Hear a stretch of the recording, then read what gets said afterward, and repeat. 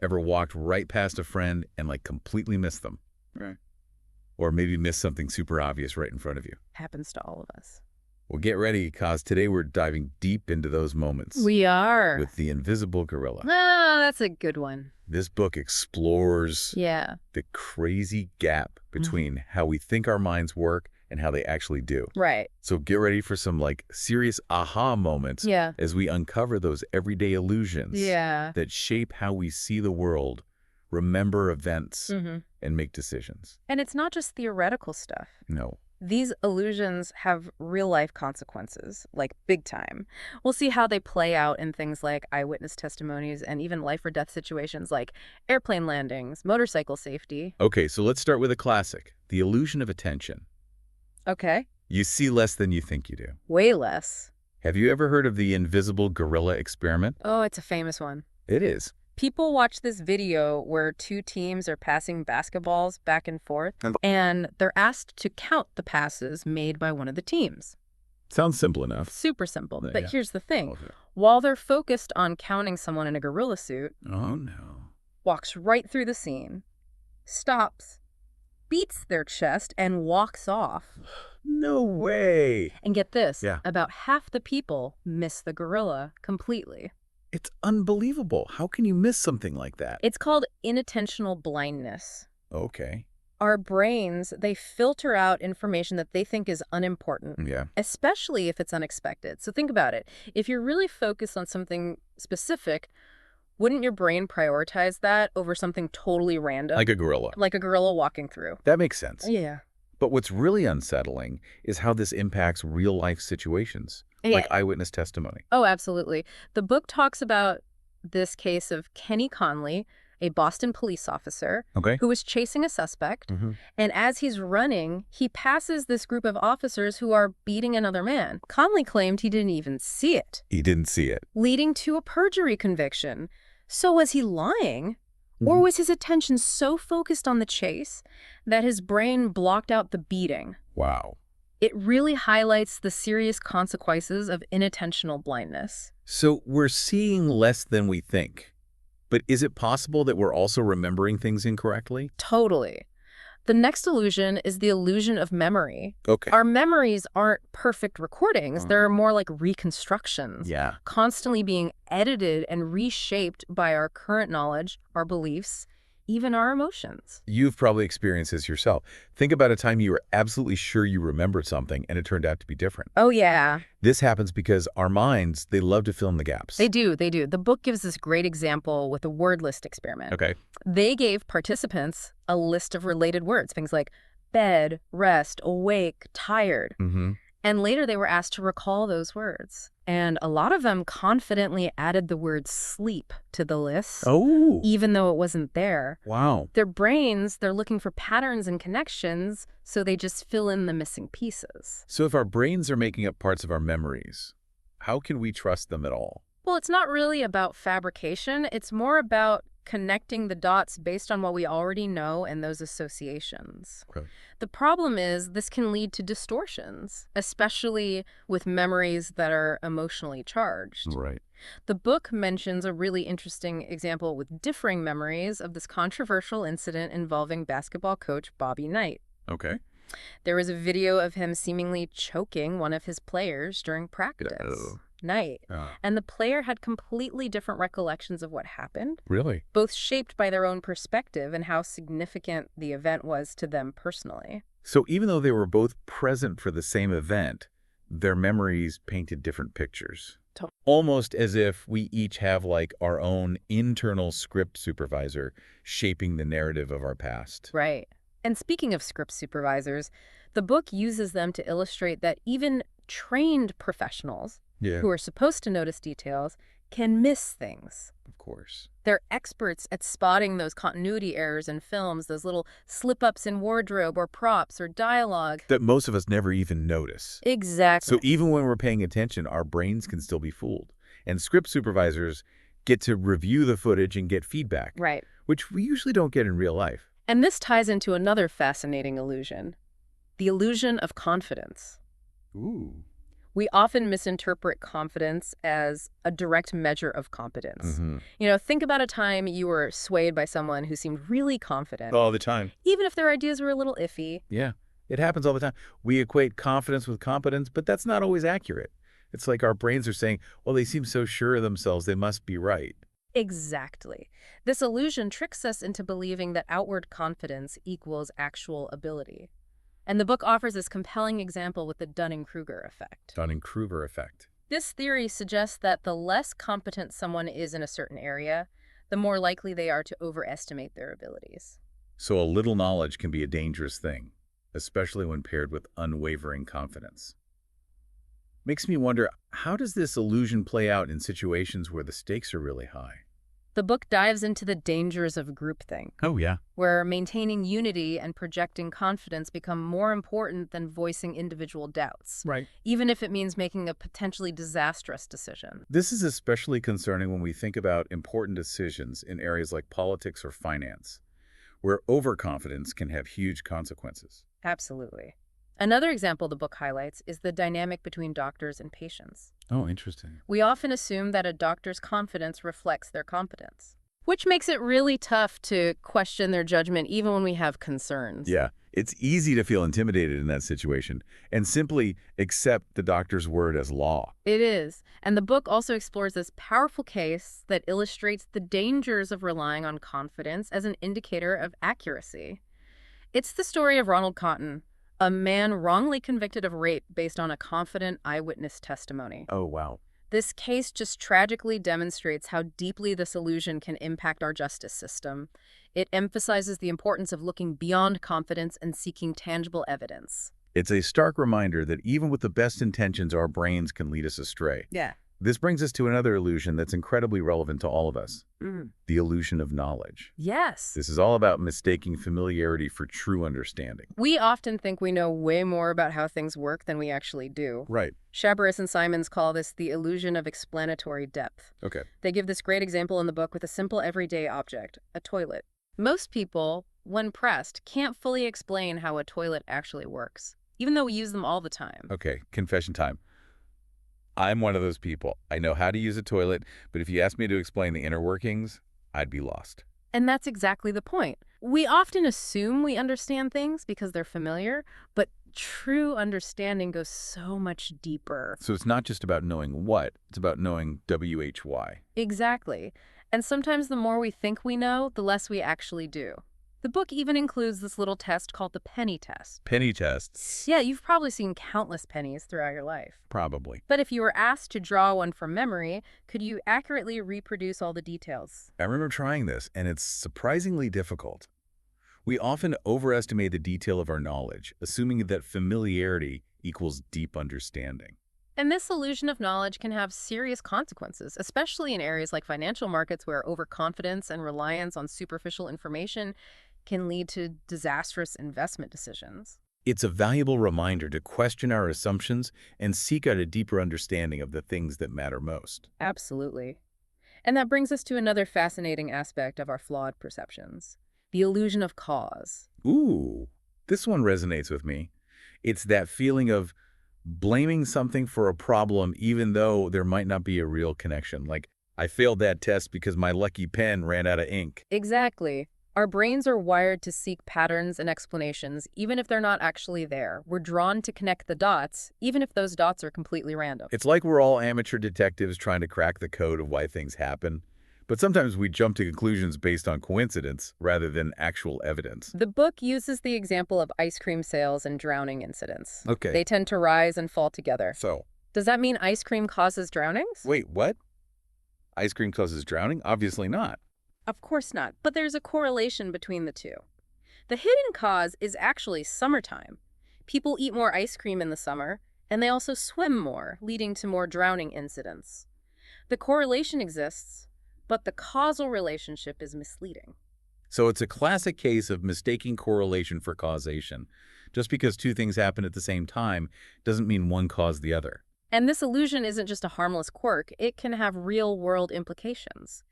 The book delves into the controversy surrounding the measles vaccine as a prime example. Yeah, there's been a lot of misinformation circulating about vaccines and autism. Unfortunately, some parents have linked their child's autism diagnosis to the MMR vaccine, Right. often based on personal anecdotes and perceived timelines.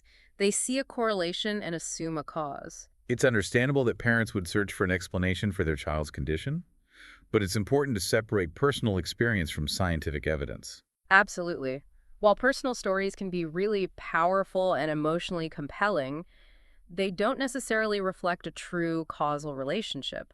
And extensive scientific studies have consistently refuted the link between the MMR vaccine and autism. This highlights how the illusion of cause can have a profound impact on public health and scientific understanding. And then there are superstitions. Mhm. They're a perfect illustration of how we create causal links where none exist. Oh, I'm totally guilty of this. Knock on wood. I have certain rituals I do before big events, even though I know it's probably just silly superstition. It's human nature to seek patterns and explanations, even if they're based on magical thinking. The book talks about how common it is to believe in things like feeling someone stare or the power of subliminal messaging, even though there's no scientific evidence to support those claims. But those beliefs can be incredibly persistent, even when presented with evidence to the contrary. It's tough to shake those deeply ingrained superstitions. They often provide a sense of comfort or control in a world that can feel unpredictable. And this illusion doesn't just influence our personal lives, it can creep into our professional lives as well, particularly when it comes to business decisions. How so? We often attribute a company's success or failure to a single cause, Okay. like a CEO's leadership, Right. when in reality, outcomes are usually the result of complex systems and multiple contributing factors. So it's like oversimplifying a complex narrative, creating a hero or villain when the story's far more nuanced. Exactly. And that leads us to another illusion that's especially enticing in today's world, the illusion of potential. Ah, yes. The allure of the quick fix. Don't we all wish there were a magic bullet to unlock our hidden potential? I know I would. This illusion thrives on the belief that simple techniques can drastically boost our cognitive abilities, whether it's improving memory, increasing focus, or enhancing creativity. The book mentions a classic example, the Mozart effect. Right, back in the 1990s. A study suggested that listening to Mozart could temporarily boost spatial reasoning skills. Oh, yeah. And this sparked this media frenzy. It did. And it led to a boom in Mozart CDs marketed towards parents hoping to boost their children's intelligence. I remember this. My parents were blasting Mozart throughout the house when I was a kid. Did it make me a genius?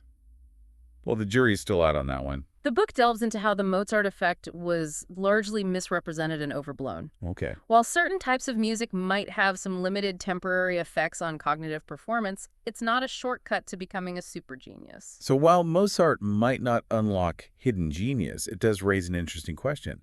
How much do we overestimate the impact of simple solutions on complex problems? That's a great question, and it's something we'll continue to explore as we dive deeper into these fascinating illusions. So we've talked about how easily we can misinterpret the things we see and even remember things incorrectly. Oh. But what about those brain training games that promise to, sharpen our minds? Are those the key to unlocking our true potential? That's a question a lot of people have.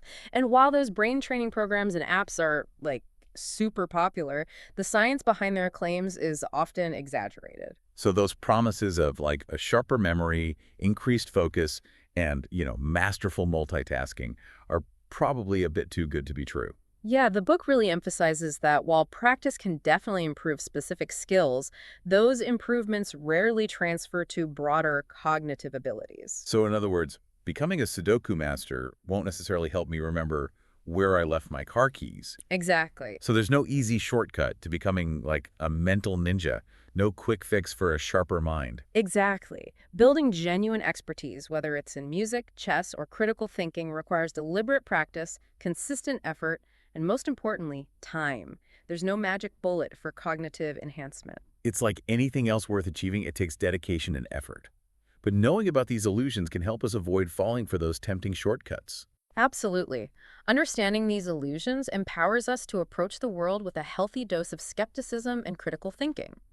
It's about recognizing the potential pitfalls of our own thinking. So instead of blindly trusting our intuition or accepting things at face value, we can start to question our assumptions and look for evidence. That's the key. Awareness is the first step.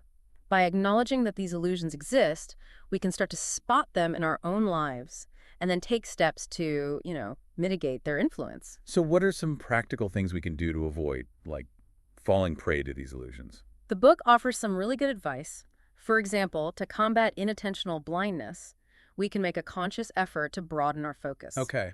particularly in situations where unexpected events are more likely to occur. Like checking our blind spots when we're driving or being extra vigilant in, like, crowded spaces? Exactly. And when it comes to memory, it's really crucial to be more humble about its limitations. Yeah. Recognizing that memories are reconstructions, not perfect recordings, can help us avoid putting too much faith in them. So don't be afraid to double-check things. Rely on external aids like notes or calendars, and just be open to the possibility that your memory might be a bit fuzzy at times. Exactly. And when it comes to that illusion of confidence, it's important to remember that confidence doesn't always equal competence.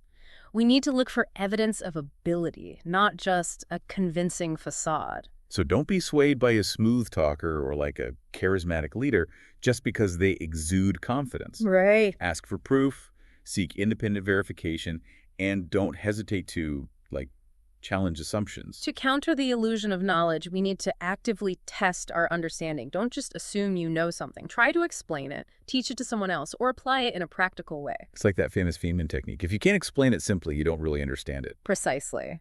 And finally, when it comes to that illusion of cause, we really need to be wary of jumping to conclusions based on correlation alone. Look for alternative explanations, consider confounding variables, and be open to the possibility that things are just more complex than they initially appear. It's about becoming like a scientific detective, seeking evidence to support our claims rather than relying solely on gut feelings or, convenient narratives. Exactly. By cultivating this kind of critical thinking, we become more discerning consumers of information, more effective decision makers, and ultimately more in tune with the world around us. So now that we've explored these everyday illusions, are you starting to see them in your own life? Yeah. Maybe that time you were absolutely certain you left your keys on the counter, or that investment you made based on a hot tip, or that argument you had where you were so convinced you were right. Yeah, the key takeaway from the invisible gorilla is that these illusions are so pervasive. They are. They affect all of us, regardless of intelligence, education, or experience. Yeah. But understanding how they work allows us to see through the smoke and mirrors and make more informed choices. This deep dive has been truly eye-opening for me. It's made me realize just how much I take for granted about how my own mind works. And I encourage everyone to check out The Invisible Gorilla. It's a fascinating read that will challenge your assumptions and leave you with a whole new perspective on the power and the limitations of the human mind. And who knows, maybe we'll do another deep dive sometime soon. Perhaps exploring the science of intuition and decision-making.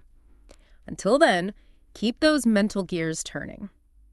It's amazing to think that these everyday illusions are just like so ingrained in our thinking. Yeah, they really are. They're like these hidden forces, Yeah. shaping how we see things Right. and our decisions. Yeah, and we don't even realize it. Right, often without even knowing. That's almost It's like wearing those glasses with Yeah. a slight distortion. Okay, You get so used to seeing the world right. in a certain way that you never even stop to think if the lenses are actually clear. That's a great analogy. So, what does all this mean for us? Are we just destined to be constantly tricked by our own brains? No, not at all. The point isn't to despair, right? It's to just become more aware.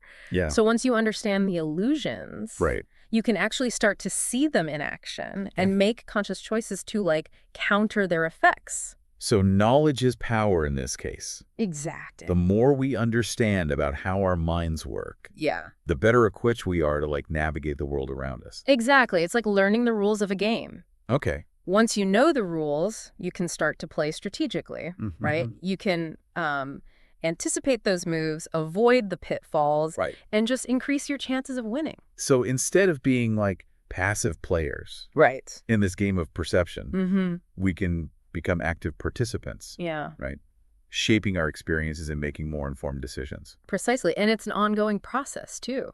The more you practice thinking critically, the more you'll just start to notice these illusions in your own life Right. and the world around you. This deep dive has been a real wake-up call for me. It is. I'm starting to see these illusions everywhere now. That's a good sign. Is it? It means you're paying closer attention. Okay. And thinking more critically. Well, this has been a fascinating exploration. It has. The Invisible Gorilla has given me a lot to think about. It does. I highly recommend it to, anyone who wants to better understand Yeah. the inner workings of their own minds. It's a real eye-opener. It is. And it just really emphasizes how important it is to, question our assumptions. Right. Look for evidence. Yeah. And never take our perceptions for granted. I'm already starting to see the world in a whole new light. I bet. And I bet our listeners are too. I hope so. The more we understand about these everyday illusions, the better equipped we are to, navigate the complexities of life. For sure. And make more informed decisions. Well, thanks for taking this deep dive with us. Until next time. See you next time. Keep those minds sharp and those perceptions in check.